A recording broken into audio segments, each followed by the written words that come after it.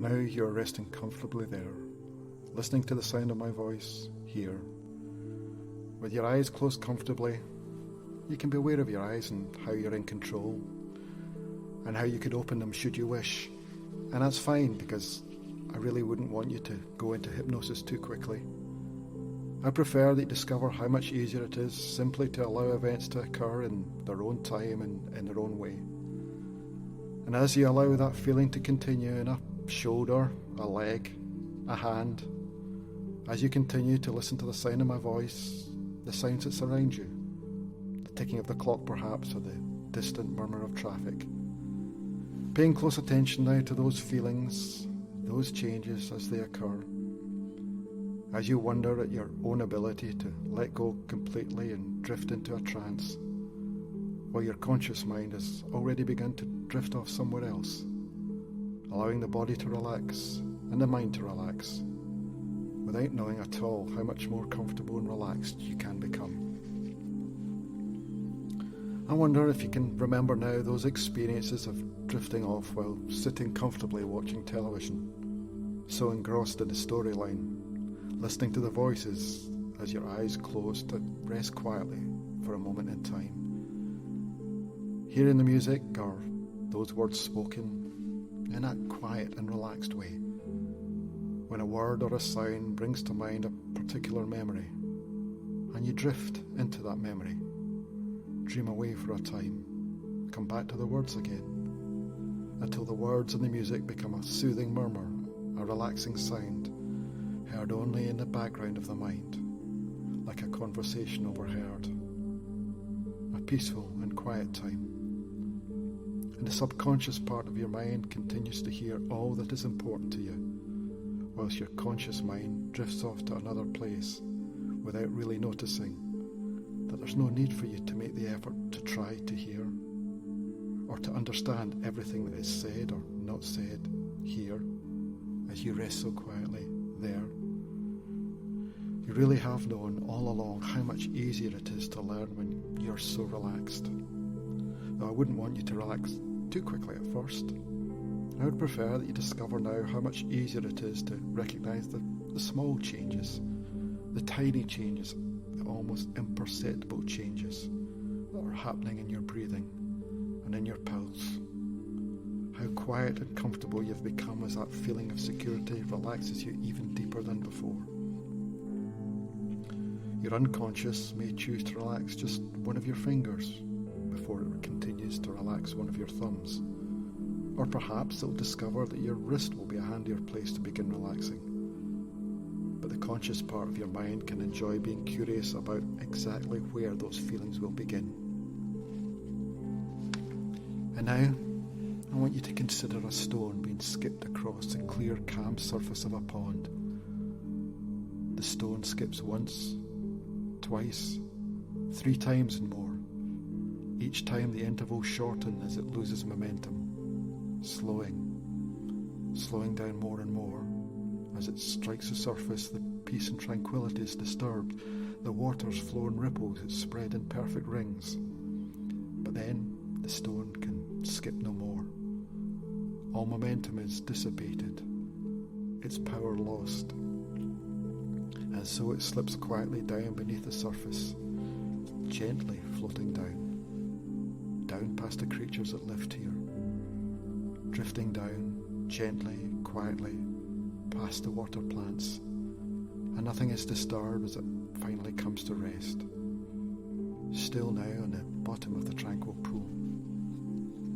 And on the surface, even the ripples become quieter as they spread in ever-increasing circles, to disappear entirely as the surface becomes calm again. And you can take the opportunity to quietly reflect upon that ability that is yours, to relax, to let go of tension, anxiety, aware now of your ability to see things in a different way, and to accept those things that seem to be one thing and then turn out to be something else entirely. Changing old beliefs, recognizing new capabilities and capacities, learning new ways of doing things.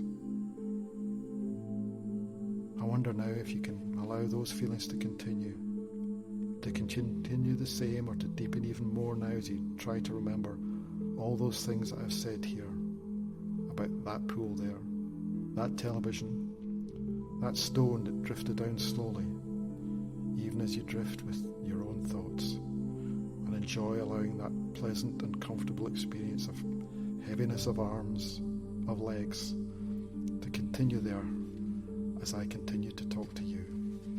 Each word that I speak, relaxing you deeper still.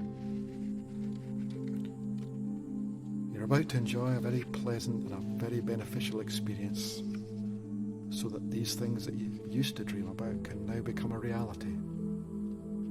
Eyes closed, relaxed. And you know that you don't need to listen to each word I say or don't say, as your conscious mind just drifts away to those pleasant scenes in your imagination. And your subconscious will understand and pay great attention to each thing that I say or don't say as relaxation continues. Nothing bothers you and nothing disturbs you.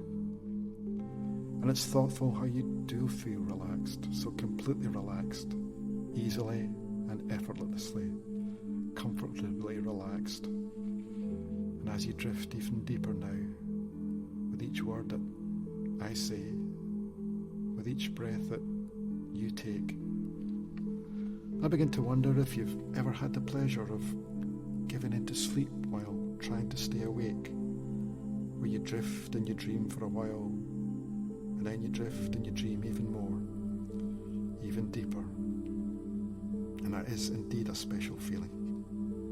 And you do know that feeling, don't you?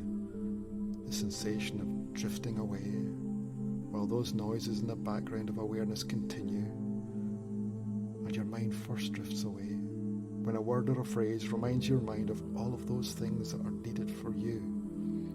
That beautiful characteristic of allowing you to be good for you, to feel free and comfortable, to discard old fears and inhibitions, to eliminate old unwanted feelings, to resolve old issues, to recognize the good times in your life, to explore and expand your capabilities for joy in your life, to explore new ways of experiencing joy in your everyday life, and to allow you to experience those joys of nature more fully, to amplify those nice warm feelings that come from there, special memories, those special times that are past, to search to find that things that seem to be one way turned out to be another. And then you drift and you dream for a while, and those words become soothing sounds in the background of your mind. And although you do listen to each thing I say, your subconscious mind is aware of each word that is of importance to you. A special sleep of learning and transformation. Not the sleep that you sleep at night, but the intelligence of trance. And you know from experience that you are the best one to take care of you. And you want to make changes, don't you? And you will make those changes, won't you? And you like yourself, don't you? And you really do like yourself, don't you? And the world will make changes. And as those changes and those dreams continue, activating each part of you so that each part can play its part in your reparation, in the exquisite ways that thrill each part of your subconscious mind. And your subconscious mind will redefine those levels of anxiety as energy and interest, bringing joy and peace and tranquility to each and every part of your mind and your body. And as you drift deeper into trance, your unconscious mind begins to change your perceptions of yourself in a special, meaningful way that your conscious mind can understand and enjoy immensely. And it's comforting to experience that quality of trance, that effortless letting go as relaxation pervades your mind and your body. You can now enjoy that heaviness of arms and legs as relaxation continues. And now, as you experience the power of trance, of building and creating the foundations of success, foundations that can grow spectacularly until your future is real, bringing peace and tranquility to each and every part of your mind and your body. New parts, new actions developed unconsciously but required consciously. And it's thoughtful to wonder as you wander down that concourse of your mind, reflecting on past decisions and patterns of behaviours, aware of how things could have been different in so many ways. Even small changes make a difference. You see, changes begin small before they become big and meaningful. And provided that you nurture a small tree, it will grow to be big. But you must be careful that you don't nurture the weeds, or the weeds will take over, and for a time they'll appear to be bigger than the tree. But you will weed out those weeds, won't you? And have you noticed how strong and healthy even a small tree can look when it's not surrounded by weeds? And I wonder if you know that you do control the weeds. How good that feels to be in control, to nurture the garden of your mind, to reap those rewards where the sun rises in your future. Is that not so? I want you to know that in each person's life there are things that we don't like and don't want to know about. And it's thoughtful, the way that you can change the way you feel as you change your thoughts. You see, we all live our lives in reflective actions that employ many guided motions and much misguided conditioning from childhood. The things we saw in other people, the same things we said we didn't like, we now find ourselves doing. In every family there are guilt throwers and guilt catchers, destroyers and builders. Not the same builders that build houses, but special builders that build dreams and futures, real and imagined.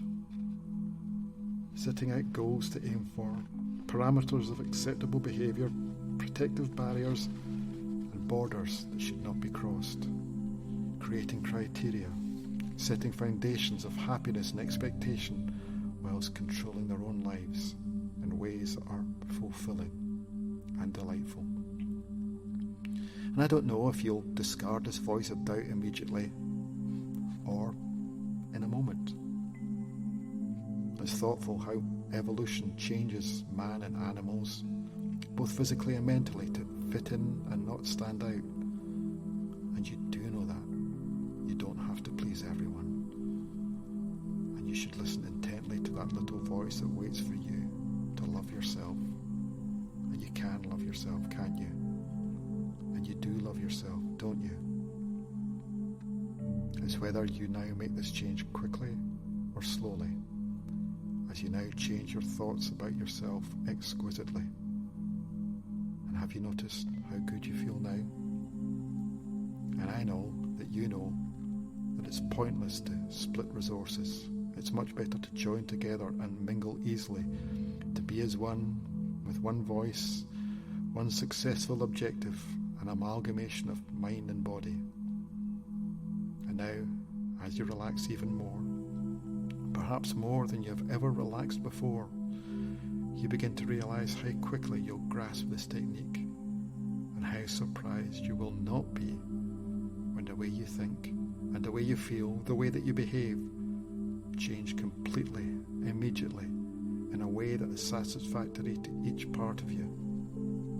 And I don't know if these changes will happen now or in an hour from now, but I do know that you would not be listening to me now if you didn't feel that my way is the better way of dealing with these issues of your life. Nor would you listen to me if you didn't think that I could show you how to resolve those issues in a special way that protects you from things that it's not. Just like children protect someone they love, unquestioningly, sometimes without rhyme or reason. In the same way, your subconscious mind protects you. Your subconscious mind will communicate with your conscious mind and make those changes in your thoughts, your feelings, your behaviour that are necessary and beneficial for you now. And I wonder if you realise that these changes will continue, and that problem that you used to have will now be resolved, over, finished with, devoid of emotion, put back into the past where it belongs, never to resurface again. Is that not so? And as your thoughts now drift into the future, you can see and feel how wonderfully you behave and exquisitely control your emotions and your thoughts in any given situation. Things that used to bother you before now make no difference. You pay them no attention. And have you noticed how good that feels as you achieve your objective of peace of mind and of body? I'd like to tell you a story. 3 nomads were preparing to sleep. It was pitch black in the middle of the desert and getting cold. They'd parked their camels, taken what they needed from the saddlebags, pitched their tents and rolled out their sleeping bags. They were just about to settle down for the night when their attention was attracted to a curious glowing light on the horizon. As they watched, the light brightened. It gained intensity, it gleamed and glowed and glistened, galloped towards them until it filled the whole of the night sky. And they knew, each one absolutely knew, they were in the presence of some kind of divine being. And they waited for the words which they knew would come. And the words came. And the words said, "Go forth into the desert. Gather as many pebbles as you can, and tomorrow will find you delighted, disappointed, and very, very curious." And that was it. There was no more. Only silence. And the light receded back from where it had come until all was dark again except for the twinkling of the stars high in the black night. And the nomads were furious. "What kind of god is this?" demanded one. "Gather pebbles? Who does he think we are? Menials? Rubbish collectors? I belong to a proud race, that I should stoop so low." Another added, "A real god would have done things differently. A real god would have shared secrets with us, would have told us how to eradicate poverty and suffering, or how to prevent global warming, or how to irrigate the desert. A real god," said the third, "would have given us the key to success, given us the winning lottery numbers, shown us how to become rich and famous." But perhaps because of their memory of the purity of the light or the resonant authority of the voice that spoke the words, the nomads went out into the desert, still grumbling and complaining, but they gathered a few pebbles and threw them grudgingly into the depths of their saddlebags. And then they went to bed. The next morning dawned fine. The nomads rolled up their sleeping mats, dismantled their tents, stowed them in their saddlebags, and set off for the next oasis. They rode with the sun arcing high overhead, across steep dunes and through deep rocky canyons. They rode all day until, as the sun sank in the west, they saw its reflection glinting on the lake at the centre of the oasis they sought. And they went through the ritual they went through every day. They parked the camels, they pitched their tents, they unrolled their sleeping mats. Then one of the nomads went over to look for something in his saddlebag, and as he rummaged around, his hand closed on something small, round and hard, a pebble. But when he pulled it out, to his amazement, he discovered it was a diamond. He couldn't believe it. And then he searched for it and he pulled out all the other diamonds. He called to his companions, and they too found that all their pebbles had become diamonds. And you can imagine how delighted they were. Until they realised how few they had collected the previous evening, and you can imagine how disappointed they were. But after a while, they got to thinking about the meaning of all of this. Those pebbles, which the previous night they had considered so worthless, were now precious. And they began to wonder how many other things in their lives, things that they had previously considered of little or no consequence in the past, might have a value that they hadn't yet discovered or considered. And they began to get more and more curious about discovering meanings under the surface of things, which now they were beginning dimly to comprehend with growing excitement and wonder. And it is from positive experience that you learn how to use your confidence in a way that builds and grows stronger every day. Increased self-worth, recognizing even more than before that only good and positive thoughts are of value to you, that negative thoughts harm you, they actually harm you. You allow only good and positive thoughts. It's so very easy to be that person who does not allow for mistakes to be made. And it can be a comfort to know that an error is simply an opportunity to do it differently next time. Perfection is almost never needed. Even champion athletes are never perfect all the time, and they sometimes get it wrong. It's interesting to observe that the Navajo Indians, when they're weaving their beautiful rugs and blankets, they always leave a knot, an imperfection, so that the gods are never angered and think that they're trying to be gods themselves. It can be comforting to know that you give yourself permission to feel safe and enjoy those things that are important, knowing that the world will not come to an end if you leave a knot, so that the gods know that you're not challenging them, just doing the best you can and leaving it at that. You now look to the future in that way that tells you that things will go well, that you will succeed, that you are special, attractive, intelligent and capable. And this way you program yourself to succeed, and you will succeed. You now look to the future and see only good things and good people happening to you as you move forward to grasp opportunities, seeing those opportunities clearly, intensely aware that all your worthwhile goals are attainable. You have all the confidence you need to build upon, all the capabilities and capacities to be that person that you want to be, special and exciting. You and you alone have your best interests at heart. You, Nick, take control of your life. Now, you're taking control. You trust your own judgment in all things, and you know that you alone have your best interests within your control.